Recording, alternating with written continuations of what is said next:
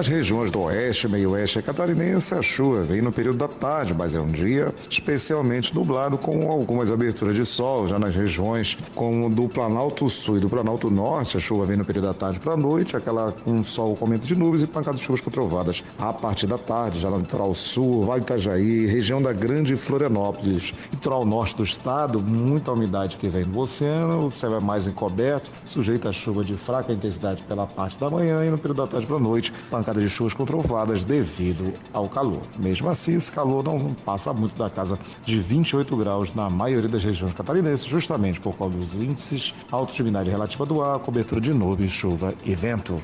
Marcelo Martins, meteorologista da Ipagre-Cirã, com a condição do tempo para o estado de Santa Catarina. Jornal da Manhã. Informação com credibilidade.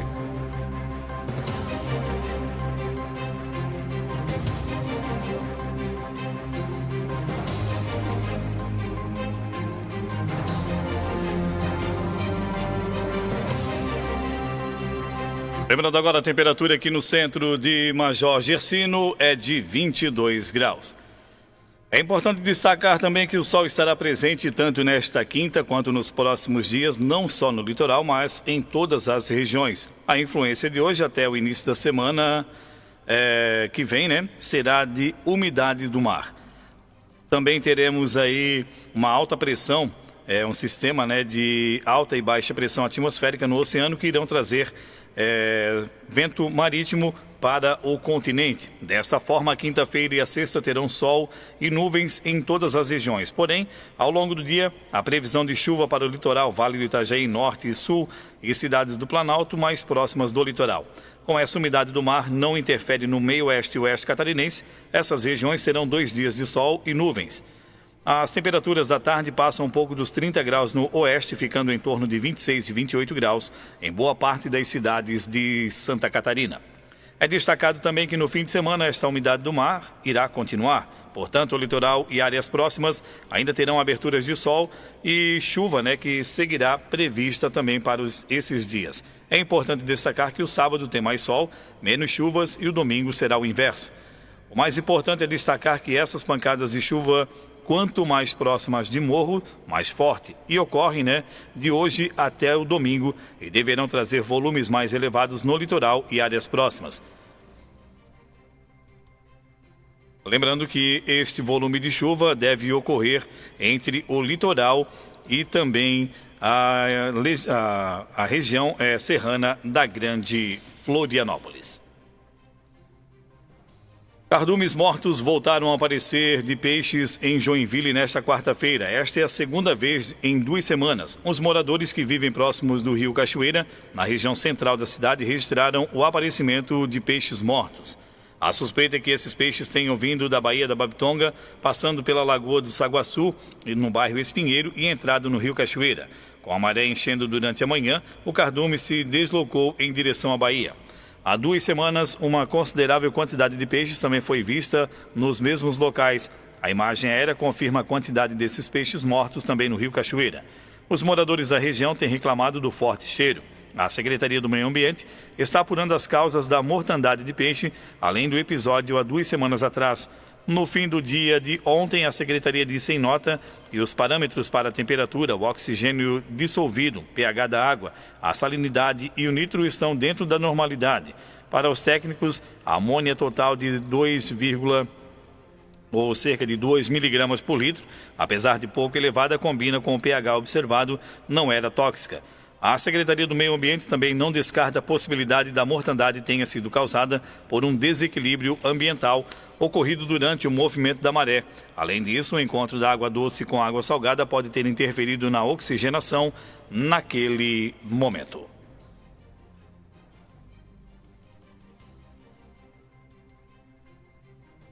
Uma empresa doa toneladas de alimentos a animais ameaçados no Pantanal. Confira a reportagem de Ana Paula Costa.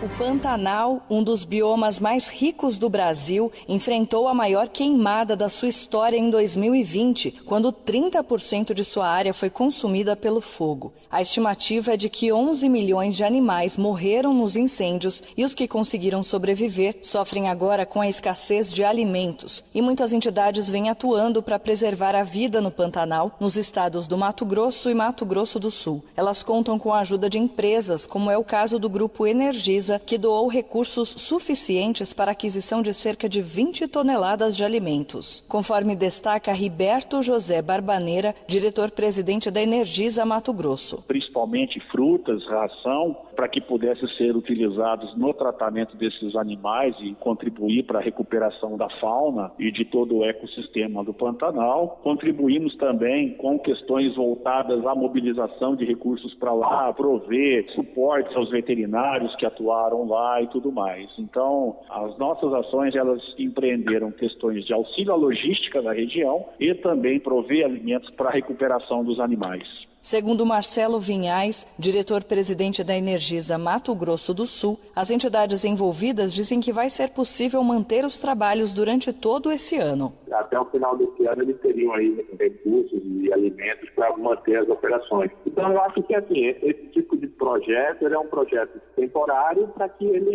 a gente dê tempo à natureza de se recuperar para voltar ao habitat natural dos animais, o alimento natural das espécies. As ações da empresa no Mato Grosso do Sul, em parceria com o Instituto Homem Pantaneiro, se concentram na Serra do Amolar, em Corumbá, que teve cerca de 77% da área queimada. Já no Mato Grosso, o grupo É o Bicho MT percorre diariamente os municípios de Mimoso, Barão de Melgaço e Poconé. O grupo Energisa informou que, mais do que distribuir energia elétrica, a missão da companhia é contribuir com o desenvolvimento social e também com a preservação do meio ambiente. De São Paulo, Ana Paula Costa.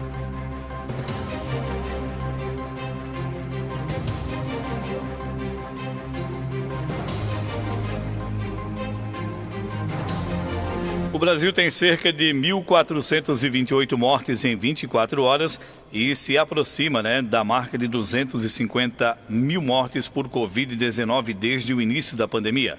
Confira a reportagem de Ana Paula Costa. O Brasil registra 1.428 mortes por Covid-19 nas últimas 24 horas e se aproxima de 250 mil. Está em 249.957. Além disso, o país alcançou a maior média móvel desde o início da pandemia, segundo informações do CONAS, Conselho Nacional de Secretários de Saúde. Esse número, que está acima de 1.000 há 35 dias, chegou a 1.124 mortes nesta quarta-feira. A média móvel de casos também vem subindo nas últimas semanas e está em mais de 49 mil infectados por dia. Apenas nas últimas 24 horas houve o registro de mais de 66.500 novos diagnósticos. E o total de infecções por coronavírus desde o início da pandemia no Brasil passa de 10.324.000. Muitos estados e municípios vêm tomando medidas mais restritivas para reduzir o número de internações e tentar conter a disseminação da doença, principalmente pela circulação de novas variantes do vírus. O toque de recolher foi determinado por alguns estados, como São Paulo, Pernambuco, Piauí e Rio Grande do Sul. Outros, como a Bahia e a Paraíba, também adotaram medidas como a proibição de acesso às praias. Com informações de Brasília, Ana Paula Costa.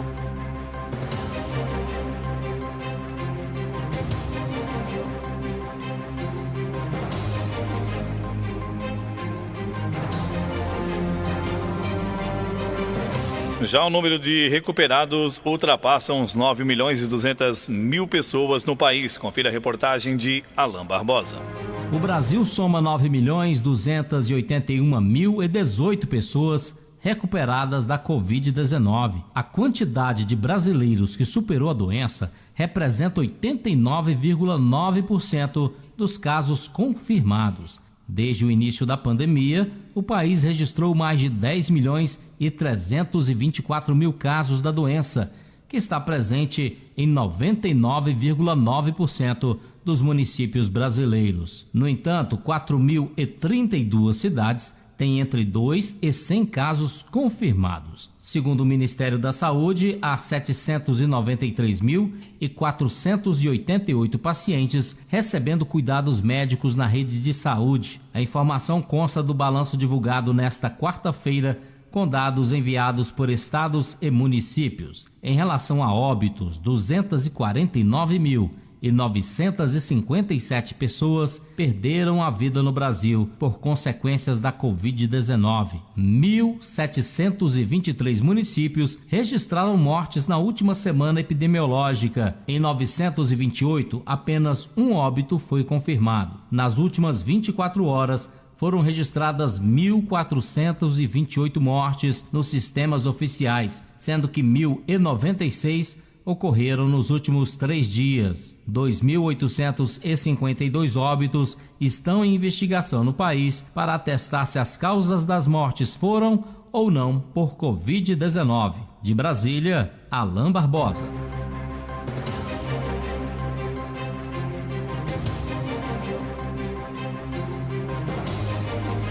Santa Catarina vive nesta quarta-feira o dia mais crítico, de toda a pandemia do coronavírus para o sistema hospitalar. A ocupação geral de leitos de terapia intensiva UTIs no Sistema Único de Saúde chegou a 91,18%. O índice geral leva em conta leitos adultos, pediátricos e neonatais.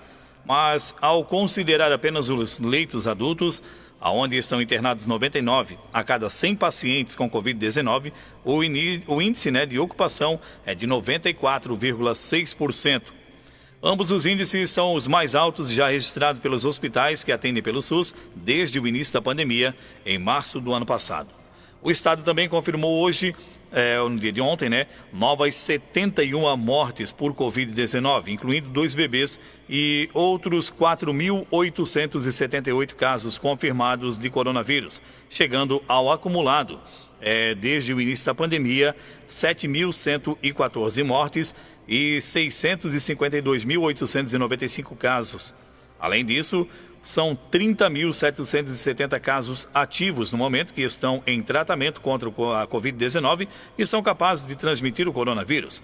O estado atingiu ontem a maior ocupação de leitos em UTIs de toda a pandemia, os 91% de leitos gerais em lotação, seja leitos adultos, pediátricos e neonatais. Mas os leitos adultos em situação é mais severa, onde estão internados cerca de 774 pacientes suspeitos ou confirmados com Covid-19. Dos 780 que o SUS atende nesta quarta-feira, o índice de ocupação é de 94,6%, maior já registrado pelo estado, que superou o dia 12 de dezembro, quando chegou a 94,4%. A ocupação dos leitos adultos é superior a 90% em todas as regiões de saúde de Santa Catarina, com exceção no Planalto Norte. Todas as demais regiões tiveram aumento em relação ao dia anterior. A situação mais crítica é dos hospitais do meio-oeste da Serra, onde a lotação em leitos adultos é de 97%. Segundo o estado, há 17 hospitais que atendem pelo SUS que estão com 100% dos leitos adultos comprometidos. Na Grande Florianópolis, o Hospital Governador Celso Ramos, o Hospital Nereu Ramos e o Hospital Florianópolis e o Instituto de Cardiologia em Florianópolis, todos com 100%. O Hospital Nossa Senhora Imaculada Conceição de Nova Trento também com 100%. No Oeste, o Hospital Regional São Paulo, o Hospital Maicê, o Hospital Nossa Senhora dos Prazeres e o Hospital Santa Terezinha no Meio-Oeste e na Serra também com 100%. Lembrando que no norte do estado, o Hospital Bethesda, o Hospital e Maternidade de Araguá e o Hospital Regional Hans Dieter também tem 100% das UTIs ocupadas. No sul do estado, o Hospital Caridade São João Batista, também o Hospital São Camilo. Já no Vale do Itajaí, com 100%, o Hospital Beatriz Ramos, o Hospital de Gaspar, o Hospital Oase, o Hospital Santa Isabel, Santo Antônio, também Valdomiro Colauti e o Hospital Azambuja de Brusque. Esses hospitais que foram citados, todos com 100% de ocupação nas UTIs. A Secretaria do Estado da Saúde confirmou também as novas mortes, né, no dia de ontem, chegando a um total de 71 mortes. Das 71 mortes, 25 ocorreram no Oeste, 17 na Grande Florianópolis, 14 no Vale do Itajaí, 9 no Planalto Norte, 3 no Sul do Estado e 3 na Serra. Além de 2 bebês, os demais pacientes tinham idades que variam entre 22 e 97 anos. Há uma morte no mês de janeiro e outra no dia 11 de fevereiro. As demais ocorreram entre os dias 19 de fevereiro e o dia desta quarta-feira. O colapso em leitos de UTI se espalha por toda Santa Catarina depois de atingir o oeste catarinense. Agora o ritmo avança em ocupação nas unidades que chegou à marca de 100% no meio-oeste e na Serra, para os espaços destinados a adultos com Covid-19. Imagens e demais para as demais regiões estão todas acima de 93% na última atualização desta quarta-feira. Os dados são da Secretaria do Estado da Saúde. É o sistema público disponível no site do governo. Os dados são abertos e usados pela reportagem para a coleta de informação. Pelo número, lá consta que a ocupação por Covid-19 para adultos é de 96,53%. Desde o último boletim, mais 6 batistenses foram considerados recuperados da Covid-19 em São João Batista e liberados para o retorno do convívio social, segundo o boletim divulgado na manhã do dia de ontem. O município contabiliza no momento 71 casos ativos da doença, sendo que 2 estão internados em leitos hospitalares de média complexidade e 1 está na UTI. Nas últimas 24 horas, foram confirmados 2 novos casos em São João Batista na doença. Um homem e uma mulher com idades de 34 e 54 anos. Os números de São João Batista, casos confirmados desde o início da pandemia, são 3.026 casos. Casos recuperados até o momento, 2.895. Casos ativos, 85 casos ativos no momento no município batistense. Número de óbitos, ocorreu 46 óbitos em São João Batista. Lembrando que os números da Secretaria Municipal de Saúde, aqui no município de Major Gercílio, nós não recebemos, né, a informação do dia de ontem. A ocupação de leitos perto dos 90% na região sul preocupam as autoridades. Confira a reportagem de Diego Cigales. A situação da pandemia de Covid-19 na região sul do país gera preocupação em autoridades. Medidas de restrição à circulação de pessoas têm sido adotadas visando frear o avanço do vírus. A ocupação dos leitos por pacientes infectados está atingindo índices elevados, conforme informam as secretarias estaduais de saúde. No Rio Grande do Sul estão ocupados 89,1% dos leitos de UTI adulto. O governo estadual apresentou nesta semana a classificação de risco de contágio das regiões. Em 11 de 21, o risco é considerado altíssimo, o mais elevado na tabela estabelecida pela administração local. Nestas 11 regiões citadas, vivem mais de 68% dos habitantes do estado. Durante transmissão via internet feita nesta semana, o governador do Rio Grande do Sul, Eduardo Leite, do PSDB, destacou a importância que tem a contribuição da população com o comportamento adequado nesta situação de pandemia para que a estrutura oferecida consiga abrigar quem necessita de atendimento médico. É muito importante que a população compreenda que não se trata aqui de o governo sozinho resolver a questão da pandemia, porque tudo que está ao alcance do governo está sendo feito em termos de estruturação da saúde. Mas é absolutamente insuficiente essa estruturação se não houver colaboração por parte de todos para que o vírus circule menos. E até que haja imunização em grande escala da população, a gente vai precisar contar ainda muito com a nossa população para que esse vírus circule menos. Em Santa Catarina, o percentual de ocupação de leitos é superior ao do estado vizinho. É de 91,2%. O governo catarinense, inclusive, anunciou recentemente a abertura de novos 110 leitos de UTI para tentar atender a elevada demanda. Na cidade de Xanxerê, situada no oeste catarinense, o prefeito Oscar Martarello, do PSDB, fez um apelo por ajuda durante a entrevista coletiva concedida a meios de imprensa na quarta-feira. Xanxerê está dando um grito de socorro para o Brasil. Não se pede mais respirador, Nós precisamos remover esses pacientes para outros lugares. Não dá mais para falar em montar leitos de UTI aqui em Xanxerê. Não temos mais tempo para isso. Estamos desesperados, todos unidos, trabalhando para fazer essa curva diminuir. Nossos profissionais já estão exaustos, todos trabalhando, se empenhando, a população desesperada, com medo. No Paraná, 94% dos leitos de UTI adulto destinados a pacientes infectados por Covid-19 estavam ocupados ao final da quarta-feira, segundo informou a Secretaria Estadual de Saúde. De Porto Alegre, Diego Cigales.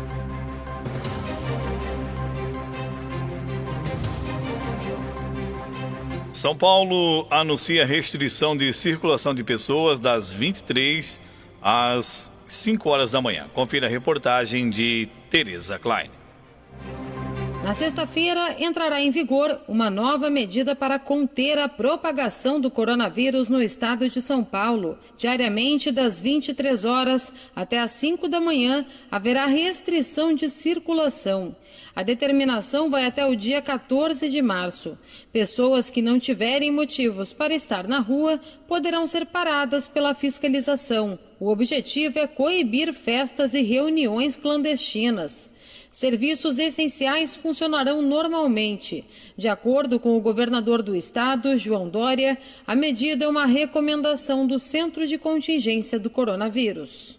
Dado o fato de que chegamos a um recorde de internações de Covid-19 no sistema hospitalar do estado de São Paulo, o governo do estado de São Paulo, atendendo expressa recomendação do Centro de Contingência do Covid-19, decreta a restrição de circulação das pessoas das 23 horas, das 11 horas da noite até as 5 horas da manhã em todo o estado de São Paulo, de 26 de fevereiro a 14 de março. São Paulo registrou nesta semana o maior número de pacientes com Covid-19 internados em UTIs desde o início da pandemia.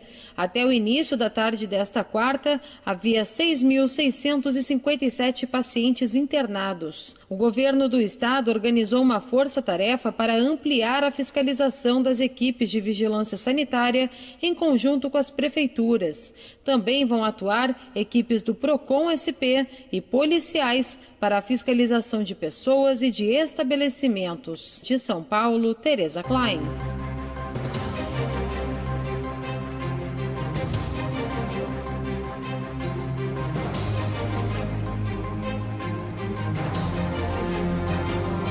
No mesmo dia que Santa Catarina registrou o momento mais crítico da pandemia do coronavírus no sistema hospitalar, com mais de 90% de ocupação de leitos em UTIs, um novo decreto foi publicado pelo governo do estado, na tentativa de frear o avanço da transmissão do vírus. As novas restrições de públicos horários abrangem, por 15 dias, praias, ônibus, academias, casas noturnas, entre outras atividades, independente do nível de risco de cada região. Em relação às praias, liberadas para permanência durante a temporada de verão, as medidas são mais brandas. É permitido frequentar a faixa de areia, assim como parques, praças, jardins botânicos, balneários entre as 6 horas da manhã e as 23 horas e 59 minutos, evitando a aglomeração. Originalmente, o decreto permite aos veranistas que se acomodem na areia com distanciamento de 1,5 metro de cada guarda-sol, apenas com pessoas do mesmo núcleo familiar, Na regra, ainda deve ser observada. Da mesma forma, a regra limita o horário de funcionamento para os centros de esportes, espaços de alimentação, shopping centers. Como fica a mudança com cada setor? As casas noturnas de espetáculos estarão fechadas pelos próximos 15 dias em todo o estado de Santa Catarina, independente da região e do risco. Antes da publicação do decreto, do dia de ontem, as boates estavam liberadas com o limite de público e distanciamento entre as pessoas, de acordo com o mapa do coronavírus. Na região de risco gravíssimo, em vermelho no mapa, o funcionamento é proibido.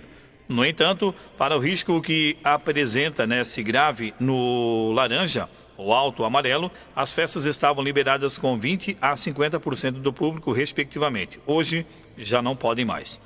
A circulação de ônibus municipais e linhas interestaduais e intermunicipais ficarão definidos o limite de ocupação de 50% com passageiros sentados, independente do nível de risco. Antes disso, conforme publicado pelo colunista, a limitação de passageiros nos assentos era de 70% com restrição do risco gravíssimo para o coronavírus e para o transporte rodoviário intermunicipal, interestadual e fretamento. No intermunicipal urbano, a regra era a mesma, porém a ocupação era observada com a capacidade do veículo que permitia ao usuário estar de pé. No nível grave, alto e moderado, os veículos podem estar com ocupação plena, inclusive em pé com 100% da capacidade.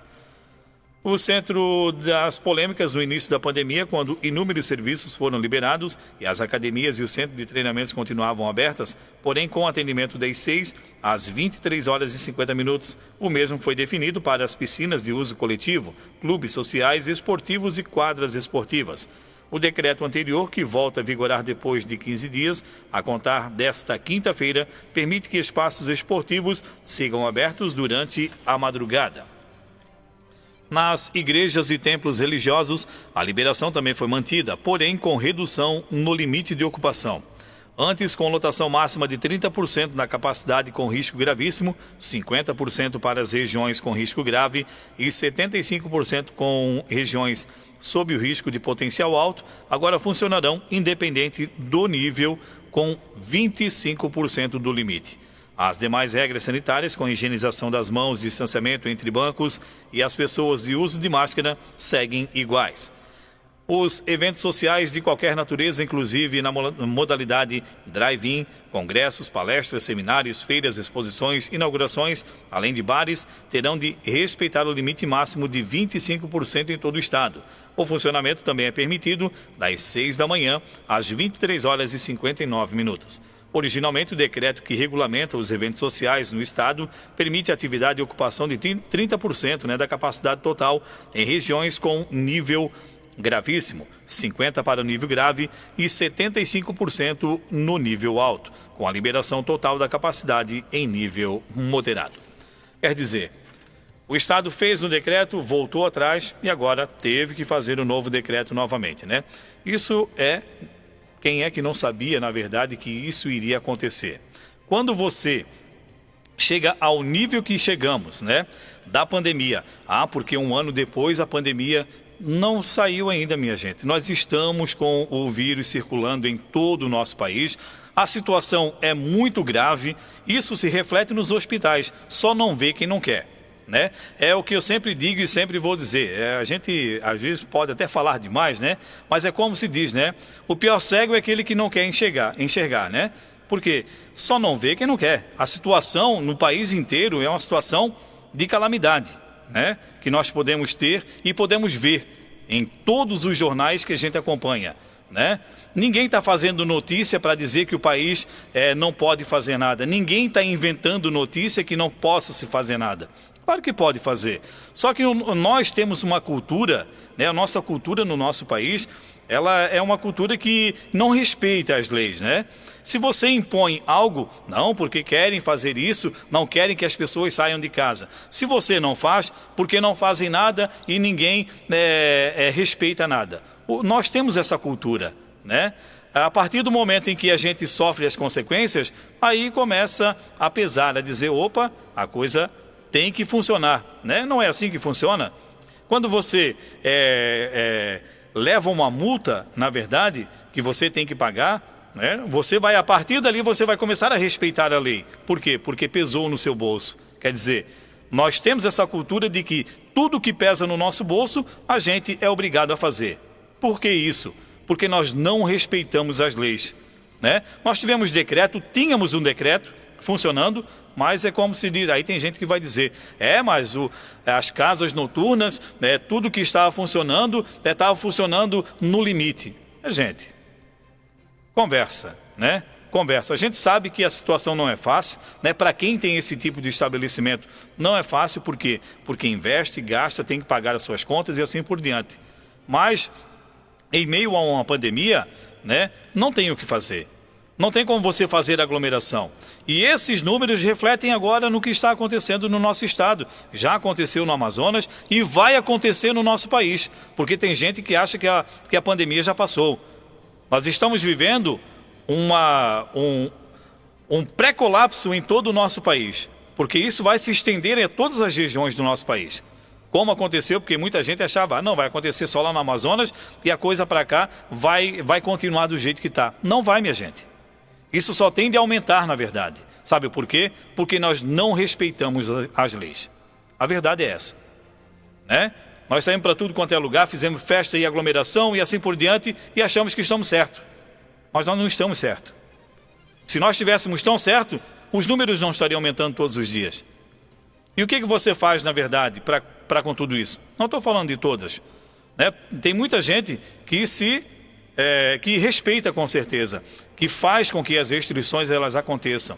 Agora tem gente que não está nem aí. E tanto é que a gente vê aí nas reportagens. Viu aí no final do ano o que aconteceu, né? Vimos aí quase todo final de semana aglomerações e mais aglomerações. É o que a gente sempre diz, minha gente. As pessoas mais novas, às vezes, elas contraem o vírus e não dá nada, né? Simplesmente elas são assintomáticas. Só que quando elas chegam nas suas residências, né, que tem o seu pai, que tem umas pessoas com idade mais avançada, eles podem transmitir esse vírus para essas pessoas e essas pessoas sofrerem outro tipo de consequência. É o que está acontecendo. Então vamos ter um pouquinho de sabedoria, na verdade, nesse momento.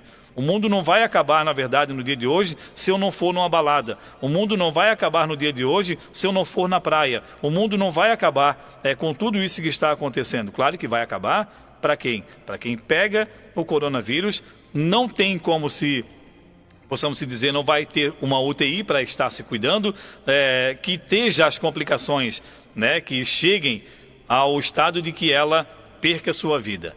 Aí sim o mundo acaba, para aquela pessoa.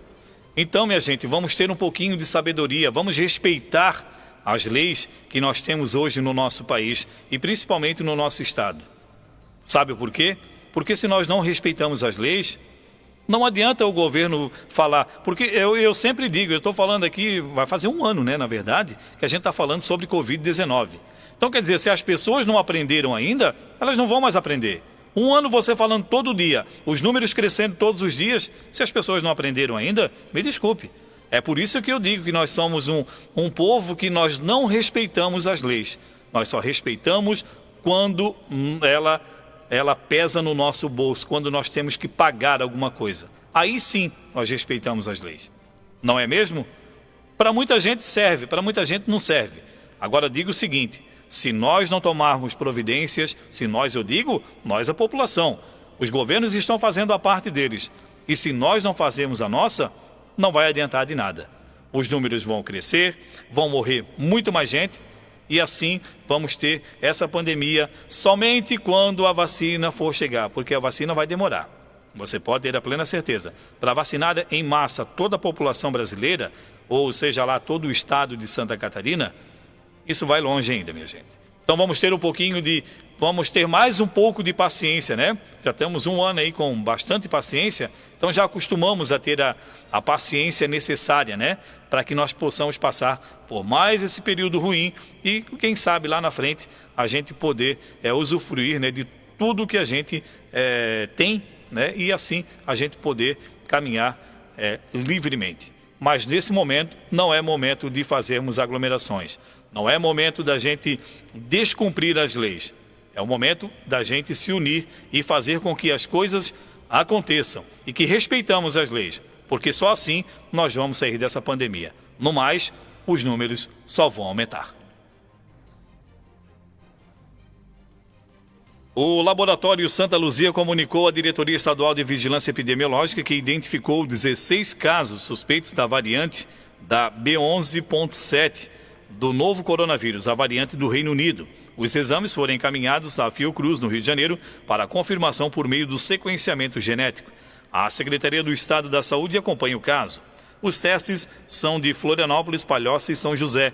Entre os exames suspeitos, há 3 crianças e adolescentes de 0 a 19 anos, 10 adultos entre 20 e 59 anos e 3 idosos com mais de 60 anos. De acordo com o superintendente da Vigilância de Saúde, Eduardo Macário, os municípios foram alertados. Segundo ele, a identificação ocorreu no âmbito de um projeto de pesquisa no qual o laboratório catarinense participa.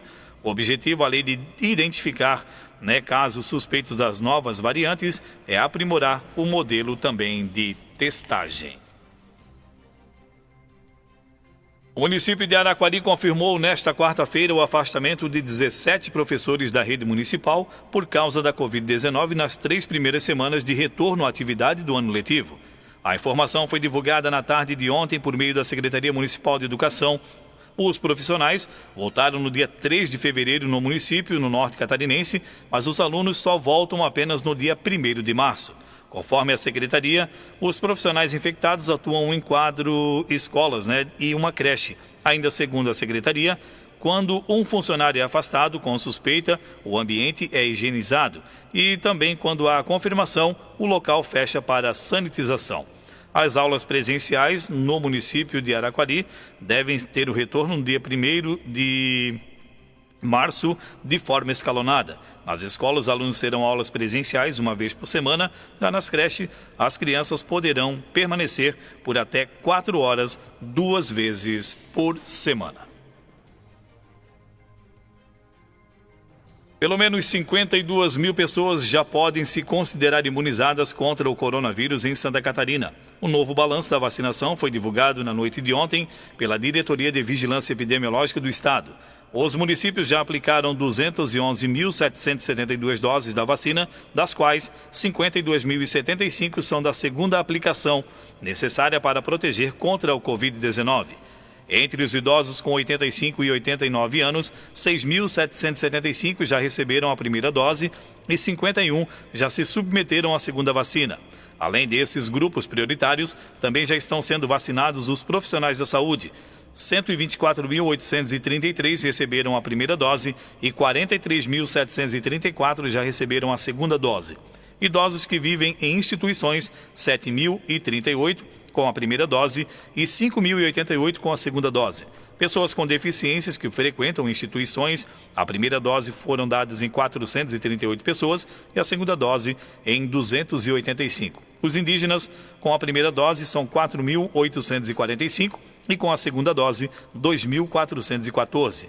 O idoso a partir dos 90 anos, a primeira dose em 15.768 e a segunda dose em 503. O Estado atualizou na semana passada a estimativa de pessoas que integram os grupos prioritários. Agora são 2.898.763 pessoas nesta condição. Segundo a DIV, o ritmo da vacinação depende do envio de doses por parte do Ministério da Saúde.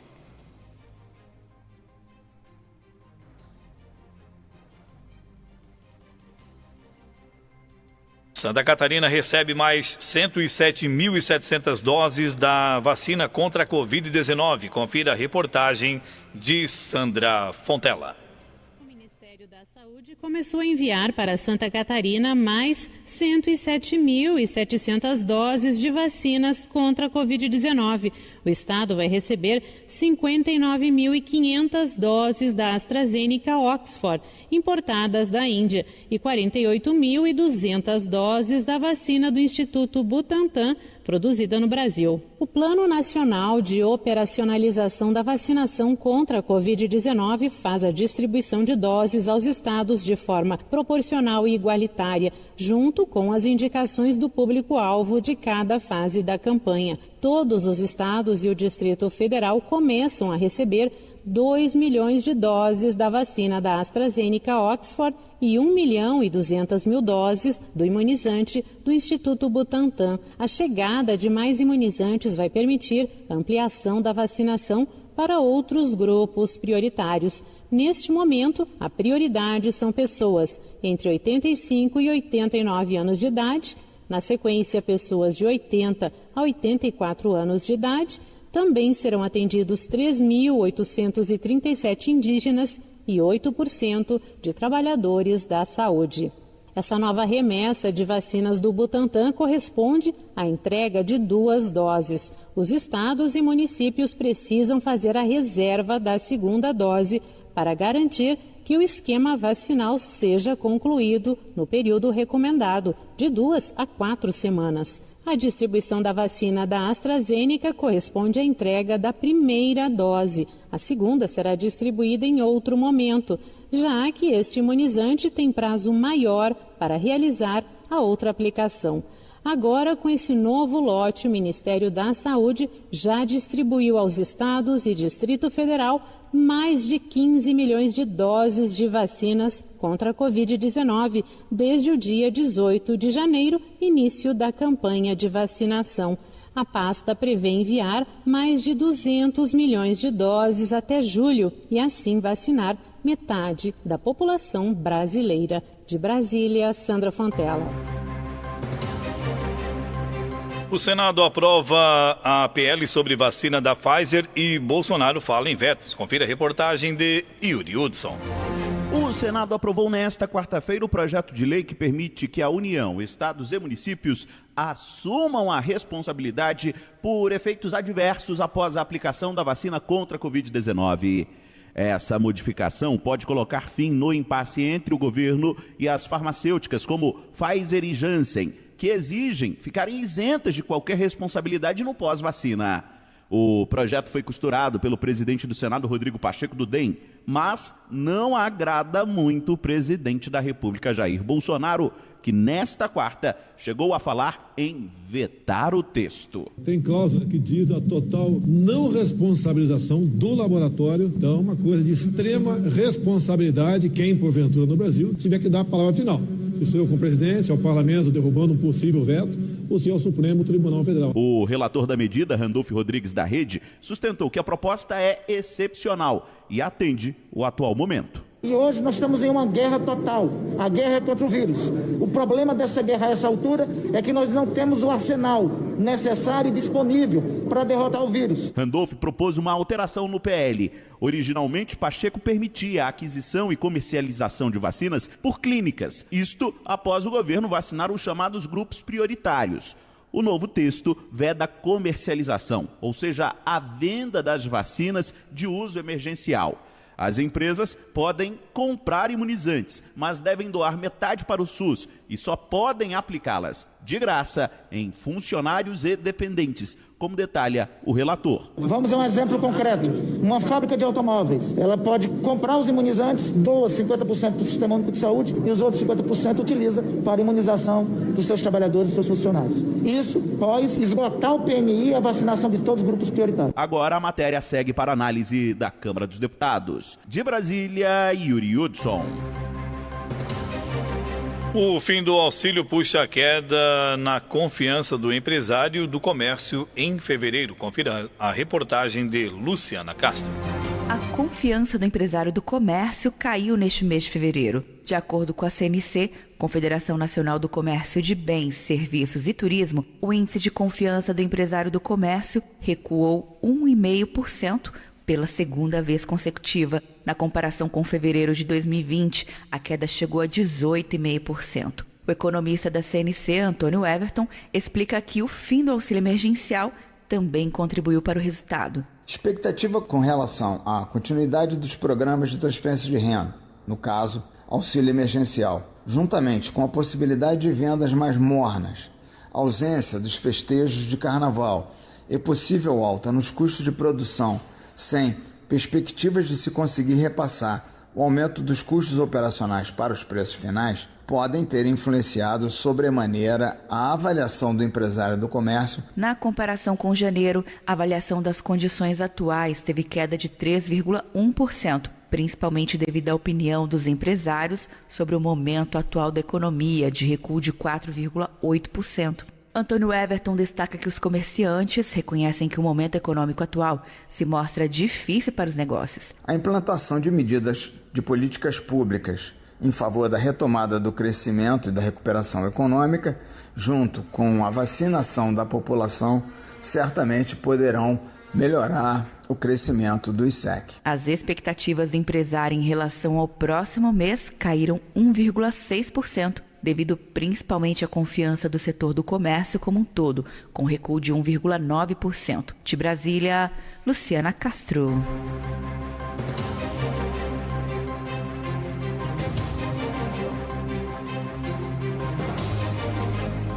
A prévia da inflação fica em 0,48% no mês de fevereiro. Confira a reportagem de Renê Almeida. O Índice Nacional de Preços ao Consumidor Amplo 15, a prévia da inflação oficial do país, ficou em 0,48% em fevereiro, conforme divulgado nesta quarta-feira pelo Instituto Brasileiro de Geografia e Estatística, o IBGE. Esse é o maior resultado para um mês de fevereiro desde 2017. O indicador desacelerou em relação a janeiro, quando ficou em 0,78%. No acumulado de 12 meses, o IPCA 15 acumula alta de 4,57%. De acordo com o IBGE, os combustíveis foram os itens que mais pressionaram a inflação em fevereiro. A gasolina foi a grande vilã, com impacto de 0,17 ponto percentual sobre o indicador. A servidora pública Cláudia Sanguin usa o carro diariamente para trabalhar e sentiu na pele o aumento.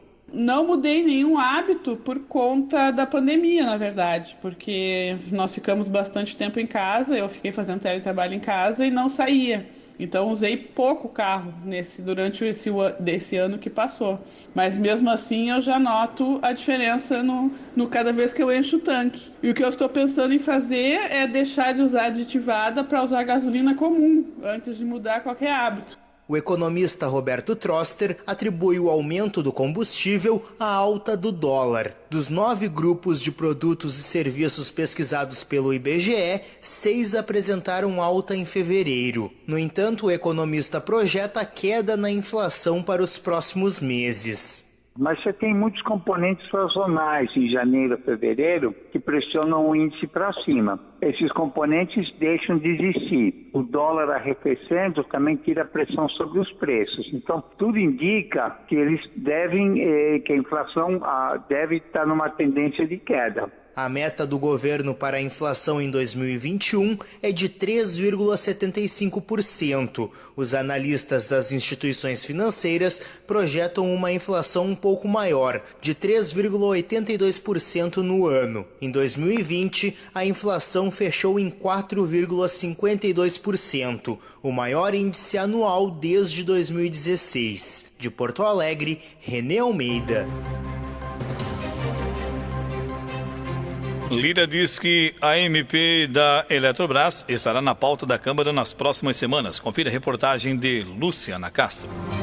E a medida provisória que trata da capitalização da Eletrobras e sua possível privatização começa a tramitar no Congresso Nacional. O texto foi entregue pelo presidente Bolsonaro aos presidentes do Senado, Rodrigo Pacheco, e da Câmara, Arthur Lira, na noite de terça-feira. A nossa agenda de privatização continua a todo vapor.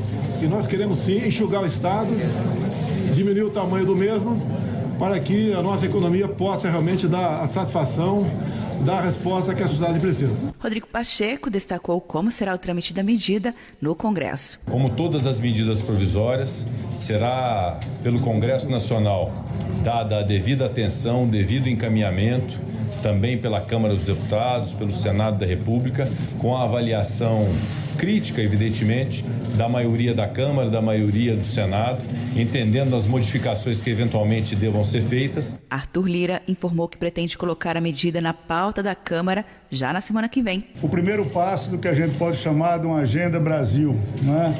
Privatizações, discussões, capitalizações, investimentos, uma pauta que andará no Congresso com as reformas.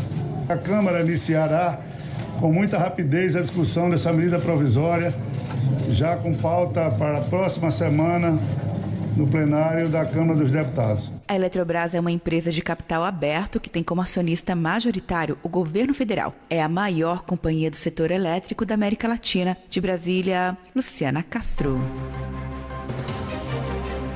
Bolsonaro leva ao Congresso a PL de privatização dos Correios. Confira a reportagem de Yuri Hudson. Depois de entregar a MP sobre a privatização da Eletrobras na última terça, o presidente Jair Bolsonaro voltou ao Congresso Nacional nesta quarta para enviar o projeto de lei sobre a privatização dos Correios. A proposta define um marco legal para os telégrafos no país. Este é mais um passo da equipe econômica para retomar a confiança do mercado financeiro, após o presidente Bolsonaro trocar o comando na Petrobras. Assim como para a Eletrobras, o aviso de que a medida chegaria ao Congresso nesta quarta também foi feito de última hora, já no início da noite. O presidente Jair Bolsonaro conversou apenas com parlamentares e não falou com a imprensa. O texto garante a universalização dos serviços postais, acaba com a imunidade tributária dos Correios e impõe aumento dos indicadores de eficiência em entregas. O governo trabalha com 3 modelos de venda da estatal. O primeiro é oferecer a empresa como um todo ao mercado financeiro. Outra opção é dividir por áreas de atuação, como foi na telefonia na década de 90. E a última forma trabalhada pela União é a venda de unidades de negócios, como logística, encomenda expressa e outras. A matéria já enfrenta grande resistência no Congresso Nacional. A oposição já disse que pretende enterrar a proposta. De Brasília, Yuri Hudson.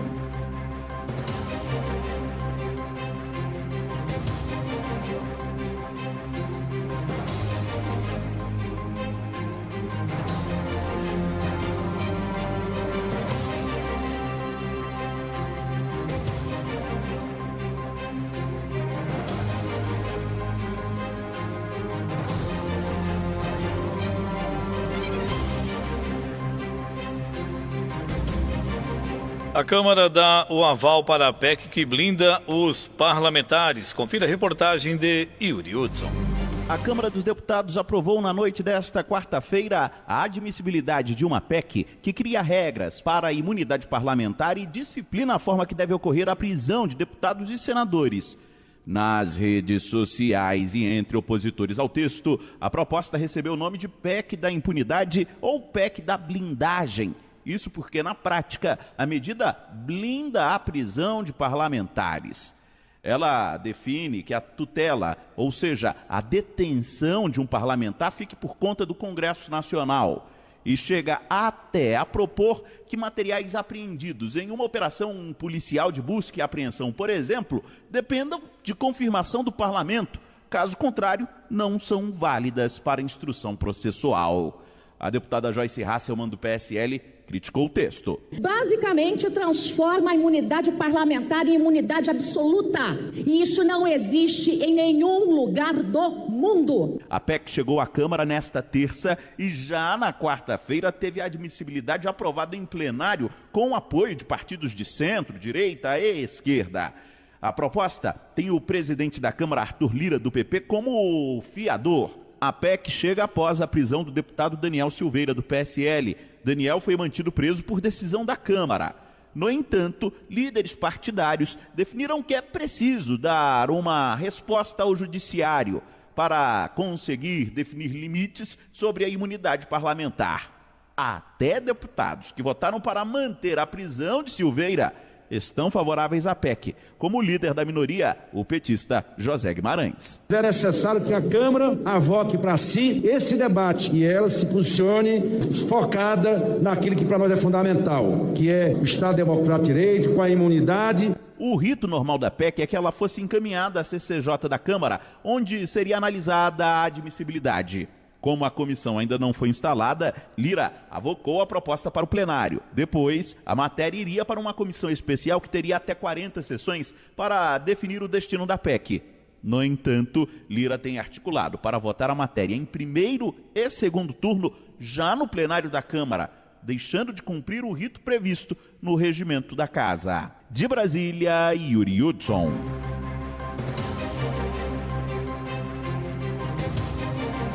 Olha, o que mais assusta nesse nosso país, agora eu creio que seja a pandemia, né? Mas o que assusta o nosso país e sempre assustou, na verdade, é a tal Câmara de Deputados e o Senado Federal, né? Isso assusta qualquer um, na verdade. O que eles fazem, na verdade, o que era para ser, né, em benfeitorias à população brasileira, porque eles são eleitos pelo povo brasileiro, eles pensam sempre em si próprio, minha gente, né?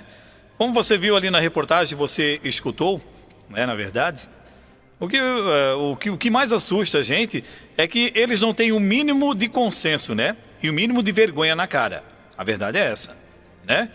Porque se tivessem, porque um parlamentar, ele tem que ter imunidade. Imunidade de quê, na verdade? Os caras fazem o que fazem, né? Fazem o que fazem com o povo brasileiro e ainda querem ter imunidade parlamentar? Se eles tivessem um pouquinho de dignidade, um pouquinho de vergonha na cara, o nosso país não estaria virado no caos que está, né? Porque as pessoas precisando de um auxílio para se manterem, que às vezes não tem nada o que comer dentro de sua casa, né? Que eu digo em alimentação, em pagar as suas contas, em tudo, né? E o que eles fazem? Vamos fazer um auxílio, o governo tem que dar um auxílio. Mas olha, você for alocar, na verdade, e colocar os auxílios que os deputados e senadores têm, hoje, dá um grande montante no nosso país. Eles precisam disso, o salário deles é de R$39 mil, limpo. Eles têm auxílio paletó, também não sei para que serve, auxílio casa, auxílio moradia, né? Auxílio gasolina, telefone, viagens e assim por diante. Quer dizer, eles são eleitos para quê, na verdade? Para ter esse monte de auxílio? Ou eles são eleitos para fazer com que as coisas funcionem no nosso país e que a população tenha uma vida mais digna? É para isso que eles são eleitos. Pelo menos é o que eu acho, né? Porque eu acho inadmissível. De tudo que eles fazem, só pensam, na verdade, neles. Se vai um fulano é preso porque fez alguma arruaça lá na Câmara dos Deputados ou Senado, eles já começam a fazer uma lei para que eles não percam mais o foco em cima disso, para que eles não sejam prejudicados por isso. Porque, na verdade, o que fizeram, né, e o que acontece, na verdade, se for colocar, vai tudo, né? A maioria. Aí querem imunidade parlamentar. Imunidade parlamentar para quê? Quem anda na linha não precisa de imunidade parlamentar. Quem faz as coisas corretas não precisa de imunidade parlamentar. Mas não. No nosso país ele é sempre, né, com essas armadilhas que eles fazem, né? Não para eles, para o povo, né? Porque o povo ainda tem, é por isso que eu sempre digo, né? Ainda tem muita gente que fica brigando por causa de político. Gente, eles fazem o que fazem e ainda nós temos que brigar por causa deles ainda. Nós deveríamos também ter um pouquinho, né, de sensatez, né, em tudo que se faz. E quando a gente fala, na verdade, quando a gente toca sempre lá nas vésperas de eleições, né, na compra e venda de voto, tá aí os políticos que elegemos, na verdade, né? Às vezes eles não correspondem àquilo que a gente quer, sabe por quê? Porque eles foram colocados lá devido a essa compra e venda de voto, né? A culpa, na verdade, é deles, com certeza, mas a culpa maior é nossa. Nossa, que eu digo, nós, o eleitor. Porque quando nós vendemos o nosso voto, nós colocamos qualquer um, sem ter distinção de nada, na verdade. Às vezes ele não sabe nem o que estão fazendo, né? Que eu digo que estão fazendo é estar lá, somente para ganhar. É essa a distinção que nós temos que ter, minha gente. Enquanto nós pecamos nas nossas escolhas, né? Tanto seja lá em qualquer tipo de escolha, mas principalmente no termo político, é isso que a gente vê no nosso país. É essas lambanças que a gente vê no nosso país. E ainda tem gente que fica batendo palma, ainda achando que está tudo certo. Gente, enquanto nós tivermos essas irresponsabilidades, enquanto nós não tivermos o bom senso e o consenso de sabermos fazer as nossas escolhas, nós sempre vamos escutar isso. Imunidade parlamentar, é político ganhando um monte de dinheiro, né, sem fazer nada, na verdade. Aí eu acho mais interessante ainda, quando eles trazem uma emenda parlamentar, as pessoas ainda ficam batendo palma. Bater palma para quê, minha gente? Isso é um dinheiro nosso. É um dinheiro que vem, é um dinheiro que você paga em imposto todo dia. Nós não temos que bater palma para ninguém. Quando eles vão lá, fazem algo na sua rua, quando eles fazem algo na sua cidade, nós não temos que bater palma para ninguém. Agradecer é um gesto da gente ter o respeito pela pessoa, né? Um agradecimento. Isso não faz mal a ninguém. Agora, bater palma por quê? É uma obra, qualquer obra que é feita, na verdade, com dinheiro público, é um dinheiro seu. É um dinheiro que você paga todos os dias. Você paga imposto todo dia. E esse é o retorno que você está tendo. Então, enquanto nós tivermos a nossa cabecinha fechada para isso tudo que acontece no nosso país, nós sempre vamos ver esse tipo de notícia.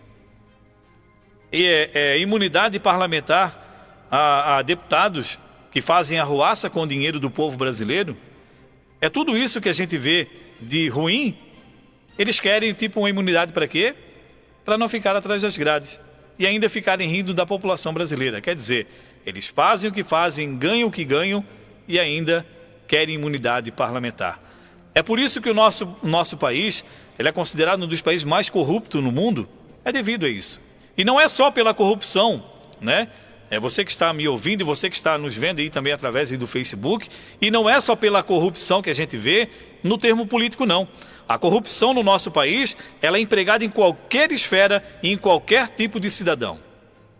Quem quer tirar vantagem em tudo, quem quer tirar vantagem na sua venda de voto e assim por diante, minha gente. Isso é uma das piores corrupções que a gente tem. Sabe por quê? Porque nesse tipo de venda de voto é que a gente vê o quê? Coloca pessoas que não estão habilitadas a fazer algo que elas não estão preparadas para fazer. Enquanto isso, esse tipo de arruaça vai sempre acontecer. Sabe por quê? Porque nós achamos que quando vendemos o voto, achamos que estamos fazendo grande coisa. Nós não estamos fazendo. Estamos fazendo grande coisa sim, para a pessoa que compra e para a pessoa que vai usufruir do tempo que você deu para ela, para que ela possa fazer o que quiser em seu mandato. Isso sim é que essas pessoas ganham. Você ganha o seu dinheiro, mas depois de um tempo ele acaba. E depois você vai bater na porta de alguém. Você vai ficar reclamando que não fazem nada. Você vai ficar dizendo, mas eu pago meus impostos e ninguém faz nada. Mas quando você volta lá atrás um pouquinho, nas eleições que você vendeu o seu voto, você não tem direito a nada mesmo.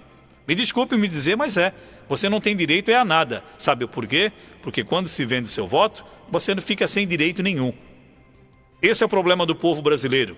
Quer sempre ter o jeitinho. E esse jeitinho acaba com milhares e milhares de vidas em todo o nosso país. É por isso que nós estamos passando por que passamos, na verdade. A culpa de quem? Dos deputados, senadores, de presidente, de governadores, de deputados estaduais, de prefeito? Um pouco pode até ser. Agora, 80% dessa culpa é nossa, na verdade. Vendemos o nosso voto, fizemos escolhas que não lhe convém e assim por diante, minha gente. Enquanto nós tivermos a nossa cabecinha fechada para isso tudo, o nosso país sempre vai ser assim. Ele não vai mudar. Sabe por que ele não muda? Porque nós, que somos os eleitores, não mudamos. É uma pena, mas isso acontece com certeza. O número de consumidores endividados cai pelo segundo semestre em 2020. Confira a reportagem de Carolina Cassola.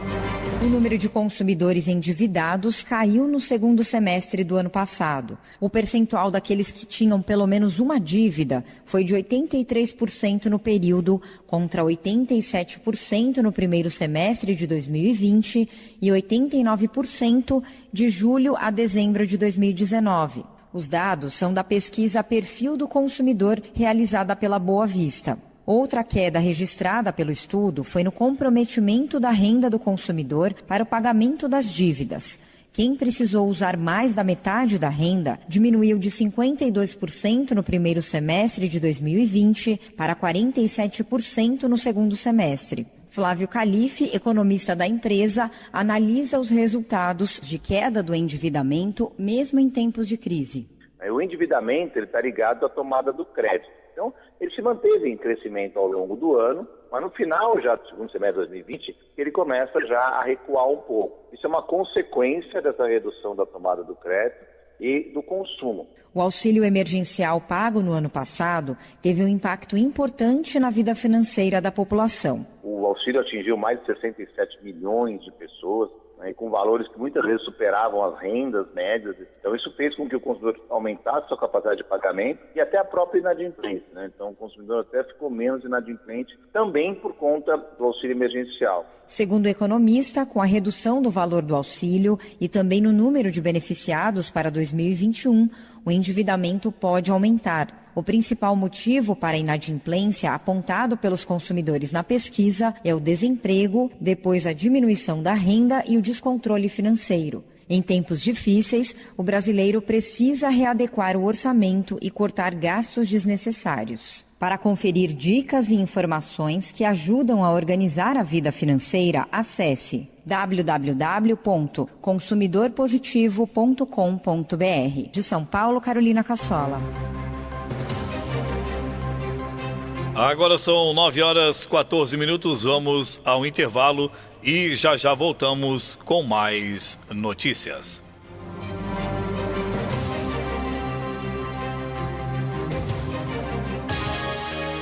Estamos apresentando Jornal da Manhã. Jornal da Manhã. Verde Vale FM. Na sequência, as empresas que apoiam os projetos culturais e educacionais da Verde Vale FM.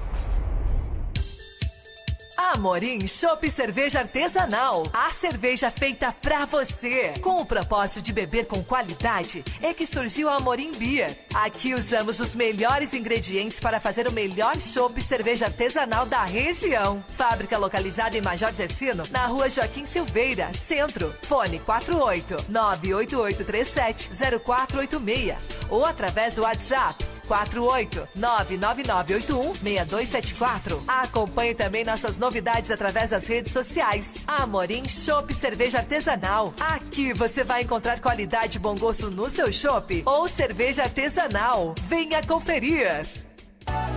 Roupas da moda? Não sabe onde encontrar? As tendências da atual estação esperam por você na Loja Gomes. Vista a família inteira com o que há de melhor, do simples ao sofisticado, sempre com os melhores preços e crediário cheio de facilidades. Visite nossa loja e tenha o melhor em cama, mesa e banho. Contamos com uma completa linha de calçados de várias marcas, com um ótimo preço para você. Loja Gomes, na rua Pedro Gomes, no centro de Major Gersino. Fone 3273-1123. Pet Shop Cindy. Aqui seu bichinho de estimação vai se sentir em casa com nossos serviços. Confira: banho e tosa, hidratação, tosa higiênica, hospedagem e transporte seguro. Localizado na rodovia SC 108. Fone 3265-7868 ou 99136-2571. Pet Shop Cindy. O lugar certo para o seu bichinho de estimação. Venha nos visitar. Jornal da Manhã. Informação com credibilidade. Doceli Padaria e Confeitaria, a mais nova opção em pães, bolos, salgados, tortas e muito mais, com a melhor qualidade da cidade. Na Doceli Padaria e Confeitaria você tem pão quentinho sempre, venha conferir. Localizada na rua Joaquim Silveira 340, próximo à Delegacia de Polícia, bem no centro de Major Gersino. Fone WhatsApp 48-98809-3524. Entre em contato e faça sua encomenda de bolos e salgados. Horário de atendimento de segunda a sábado das 7 às 20 horas e aos domingos das 8 às 12 horas. Agora você já sabe, bolos, pães, salgados, tortas e muito mais você encontra na Doceli Padaria e Confeitaria. Ligue 98809-3524. Venha nos visitar. Venha saborear os mais deliciosos lanches, porções e bebidas em geral, num local para toda a família e amigos passarem momentos de descontração. Estamos falando do Cantinho da Nice, localizado na rua Joaquim Silveira, número 115, em frente à Escola Manuel Vicente Gomes, com horário de atendimento de segunda a segunda. Agora contamos com uma grande novidade, é o Cheeseburger Gourmet e também sorvete caseiro, com muito sabor e o ótimo preço. Venha conferir. Aceitamos encomendas através do fone WhatsApp 48-98826-1030 ou 48-99607-9840. Trabalhamos com cartão de crédito ou débito para melhor comodidade. Venha para a lanchonete Cantinho da Nice. Aqui você vai encontrar os mais deliciosos lanches de Major Gersino e agora também com venda de sorvete caseiro com ótimo preço e muito sabor para você. Contamos ainda com amplo estacionamento no local. O que está esperando? Venha conferir os deliciosos lanches da lanchonete Cantinho da Nice. Esperamos por você!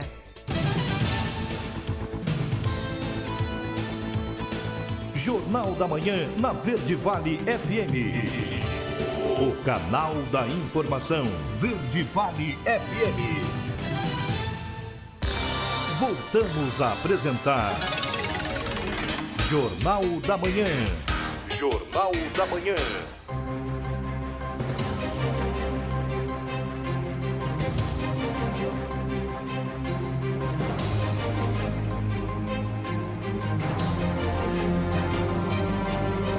É isso aí, estamos de volta com o nosso Jornal da Manhã, são 9 horas 19 minutos, temperatura em 23 graus. Um incêndio de proporções atingiu uma empresa têxtil na cidade de Brusque, no Vale do Itajaí, na noite da última terça-feira, por volta das 19h20. Um dos funcionários relata que o fogo pode ter começado no teto. De acordo com informações do site da empresa, o local tem 6.500 metros quadrados. A estrutura fica na rodovia Pedro Merizio, no bairro Dom Joaquim, e foi completamente tomada pelas chamas. Os bombeiros de pelo menos 4 cidades foram acionados para ajudar a combater as chamas. Na manhã de ontem, eles ainda estavam no local para fazer o rescaldo. As unidades de Botuverá, Gaspar, Guabiruba e Itajaí auxiliaram na ocorrência. Funcionários da empresa que trabalham no terceiro turno relataram que o fogo se espalhou muito rápido. Um deles é Bruno Luiz Leone, de 29 anos, que há 10 anos trabalha na empresa. Ele conta que estava saindo da fábrica, mas viu fumaça e voltou para checar a situação. Neste momento, notou que o fogo estava no teto da empresa. Uma motorista de transporte de aplicativos foi estrangulada e esfaqueada na madrugada da última terça-feira durante um assalto em Araquari, no norte de Santa Catarina. Os 2 suspeitos do crime fugiram com o carro da mulher e acabaram presos no fim da tarde em São Paulo, juntamente com outras 2 pessoas. Segundo o delegado Eduardo de Mendonça, responsável pelas investigações, uma mulher chamou a corrida pelo aplicativo, mas foram 2 homens que entraram no carro quando a motorista chegou ao ponto de embarque na Estrada Geral Porto Grande. Durante o trajeto, a motorista foi estrangulada pelos assaltantes até desmaiar. Em seguida, ela foi esfaqueada com um golpe no pescoço e o outro no braço. Em depoimento à Polícia Civil, a vítima de 29 anos disse não lembrar das facadas. A mulher foi abandonada em uma área de mata no bairro Itinga, ainda durante a madrugada.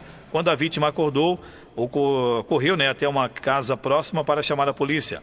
A motorista foi atendida e levada ao hospital, onde recebeu atendimento médico e recebeu alta. Segundo o delegado, ela mora em Joinville e está em recuperação em casa. Após largarem a vítima no bairro Itinga, os assaltantes fugiram com destino a São Paulo. O delegado explica que o carro era alugado e tinha rastreador, o que facilitou a prisão dos suspeitos pela Polícia Militar Paulista. 2 homens e 2 mulheres, uma delas menor de idade, estava no carro roubado. Eles estão presos em São Paulo e devem ser transferidos para Araquari. Segundo o delegado, todos são paulistas, mas com residência na cidade norte catarinense. Os 3 maiores de idade já têm passagens pela polícia. O caso é tratado pela Polícia Civil como tentativa de latrocínio. O delegado já ouviu depoimentos da vítima e deve ouvir também os suspeitos assim que chegarem em Araquari, para depois finalizar o inquérito e enviar à Justiça. 10 lojas de aparelhos eletrônicos foram fiscalizadas durante a última quarta-feira em Joinville pela Receita Federal. A operação buscou combater uma organização milionária especializada em introduzir mercadorias ilegalmente no país. A estimativa da Receita Federal é que os produtos eletrônicos apreendidos ultrapassem os 500 mil. A quantia, no entanto, pode ser alterada após o término da contabilidade oficial da retenção.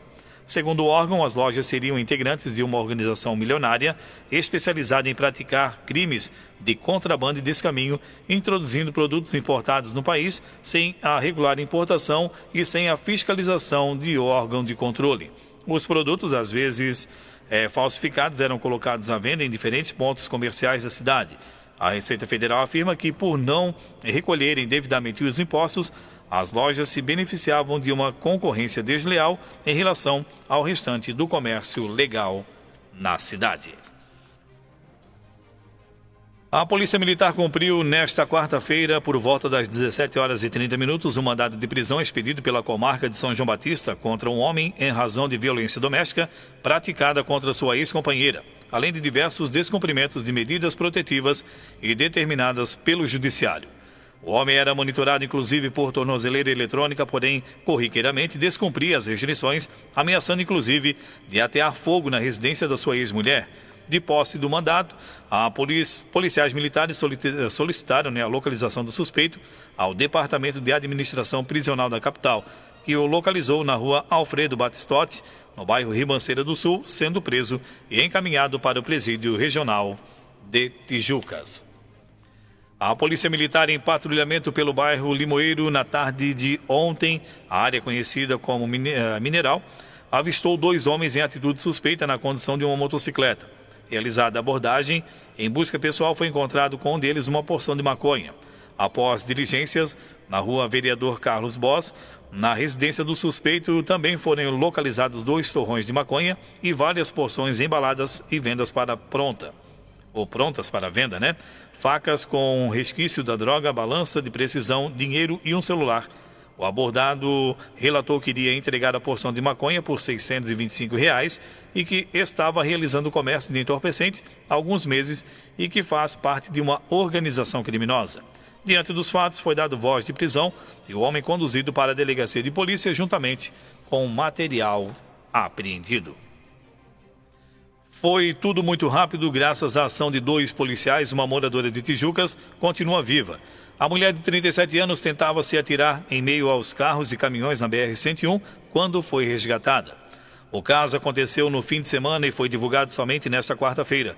O cabo Rafael Corrêa Luz e o soldado Adrian Pedroso Nunes faziam rondas pela Avenida Coleiras quando perceberam a atitude de uma mulher com corte no braço e desorientada tentava contra a própria vida.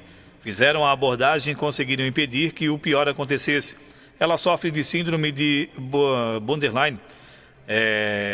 Depois de uma discussão com o companheiro, quebrou um copo, cortou os pulsos e saiu perambulando pelas ruas. Depois de evitar a tragédia, os policiais acionaram os socorristas do SAMU para prestar atendimento à mulher e fazer o encaminhamento ao hospital.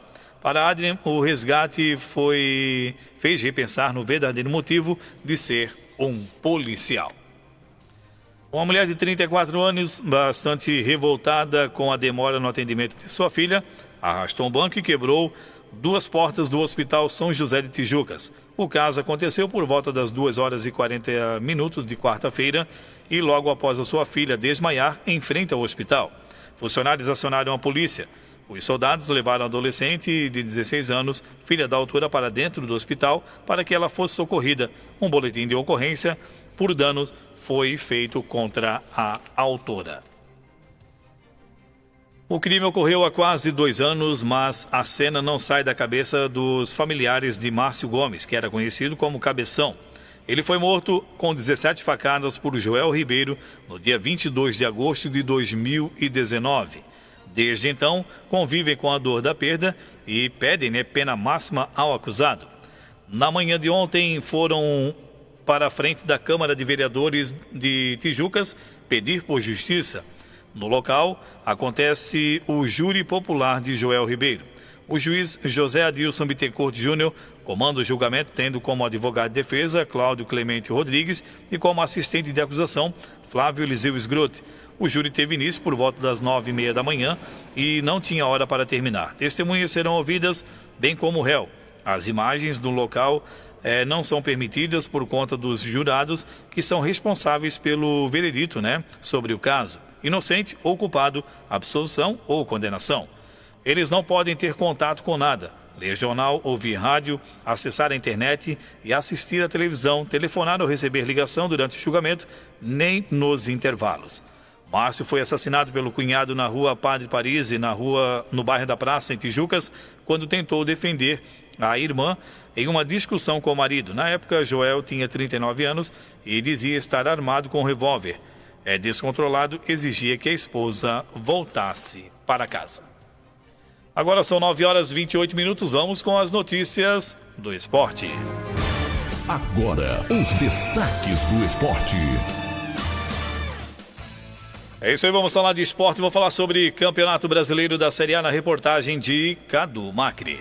O Campeonato Brasileiro de 2020 vai terminar nesta quinta-feira e a última rodada vai definir o time campeão. O Flamengo, vencedor do torneio em 2019, depende apenas de si para ficar com o título. Os cariocas vão encarar o São Paulo no Morumbi. O Flamengo perdeu os 3 jogos que fez diante deste adversário na temporada, mas o zagueiro Rodrigo Caio acredita que o momento do time é diferente na comparação com os outros confrontos. É um outro momento da temporada. Tivemos jogos muito difíceis contra o São Paulo nessa temporada. Em 2019 também, se a gente for recordar, os jogos que tivemos contra eles foram difíceis também. Mas hoje vivemos um outro momento, um momento muito melhor do que quando a gente encontrou o São Paulo, tanto na Copa do Brasil como no Brasileiro. Um momento que a gente está com muita confiança, que o time cresceu muito de produção. O Internacional quer conquistar o título brasileiro que não vem desde 1979, mas para isso vai ter que vencer o Corinthians no Beira-Rio e que o Flamengo não bata o São Paulo. O técnico Abel Braga não quer que o elenco abaixe a cabeça após a derrota do confronto da rodada passada no Maracanã e acredita em um tropeço do líder fora de casa. Nós não vamos abaixar, porque nós sabemos que não terminou. Temos que fazer de tudo para vencer o nosso próximo adversário e baixa o empate, né?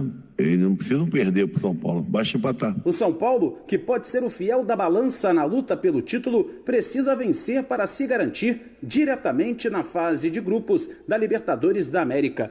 Em quinto lugar, o Fluminense quer entrar no G4 na última rodada e para isso tem que vencer o Fortaleza em casa e que o São Paulo tropece no Flamengo. O atacante Fred revela que classificar o Flu para a pré-Libertadores era o primeiro sonho dele na temporada, mas agora, depois de realizá-lo, ele quer ir além. Realizei um sonho, agora dentro desse sonho eu voltei a dormir de novo e já tenho um novo sonho. Espero acordar amanhã, 11h30 da noite, e levar o Flu direto para essa Libertadores, para a fase de grupos, né? Então é um objetivo nosso. Espero amanhã poder vibrar, né, com um grande feito nosso. Não é título, aqui no Fluminense nós estamos acostumados a ser campeão, é título, mas vai ser um grande feito para esse grupo aqui se a gente conseguir essa vaca direto na Libertadores. Todas as partidas da 38ª rodada do Campeonato Brasileiro da Série A serão realizadas nesta quinta-feira, às 9h30 da noite. Com informações do Campeonato Brasileiro Série A, Cadu Macri.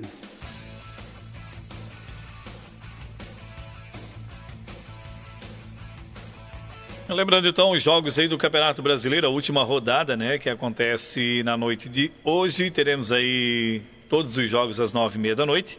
O Fluminense enfrenta o Fortaleza, o Vasco enfrenta o Goiás, o São Paulo enfrenta o Flamengo, o Bragantino vai enfrentar o Grêmio, o Atlético Mineiro enfrenta o Palmeiras, o Internacional enfrenta o Corinthians, o Bahia vai enfrentar o Santos, o Atlético Paranaense enfrenta o Sport, o Ceará enfrenta o Botafogo e o Atlético Goianiense enfrenta a equipe do Coritiba. Então esses são os jogos do Campeonato Brasileiro da Série A na sua última rodada nesta quinta-feira. Hoje decidi aí o campeão, né, para o Flamengo tem que vencer, né, caso o Internacional vença também, né, porque um empate, na verdade, né, o Flamengo também chegaria aos 72 pontos juntamente com o Internacional, ficariam com o mesmo número de vitórias, 21 para cada lado, mais um saldo de gols, a equipe do Internacional venceria, né? Então ficaria aí com o primeiro lugar. Então o empate para o Flamengo também não basta, né? O Flamengo tem que vencer, caso o Internacional também vença o seu jogo. Vamos falar de Campeonato Catarinense. Tivemos o início ontem, né, do Campeonato Catarinense, a sua aí primeira rodada, né, com 3 jogos. O Marcílio Dias perdeu para a equipe do Brusque por 2-1. O Avaí venceu o Juventus de Jaraguá por 2-0. E o Criciúma empatou com o Hercílio Luz em 1-1. Hoje teremos às 4 da tarde o Próspera enfrentando a equipe do Joinville. Também às 4 da tarde o Metropolitano vai enfrentar o Figueirense. E às 5 da tarde o Concórdia enfrenta a Chapecoense. Esses são os jogos então da primeira rodada do Campeonato Catarinense. Uma última notícia sobre a Liga dos Campeões na reportagem de Cadu Macri. 2 partidas fecharam os jogos de ida das oitavas de final da Liga dos Campeões da Europa nesta quarta-feira. E o Manchester City ampliou sua sequência de vitórias para 19, depois de derrotar o Borussia Mönchengladbach. O brasileiro Gabriel Jesus marcou o segundo gol do triunfo de 2-0.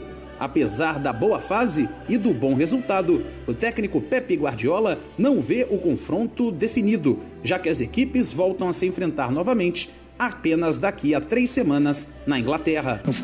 Claro que está aberto. Na Champions League tudo pode acontecer. Não foi 4, 5 ou 6-0. Foi apenas 2-0. Nós tivemos a qualidade de marcar os gols e sabemos o desafio.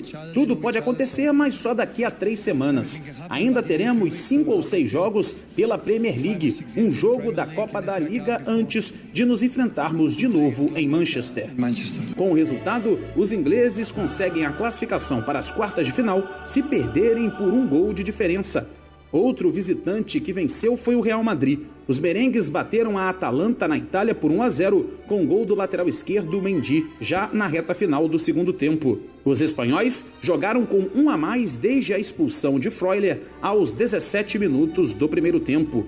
Agora, as 4 equipes que entraram em campo nesta quarta-feira jogam de novo no dia 16 de março. Com informações da Liga dos Campeões da Europa, Cadu Macri. Essas foram as notícias da manhã para você. Você fica agora com o programa Show da Manhã. Música sertaneja? Aqui toca o sucesso do Gustavo Lima.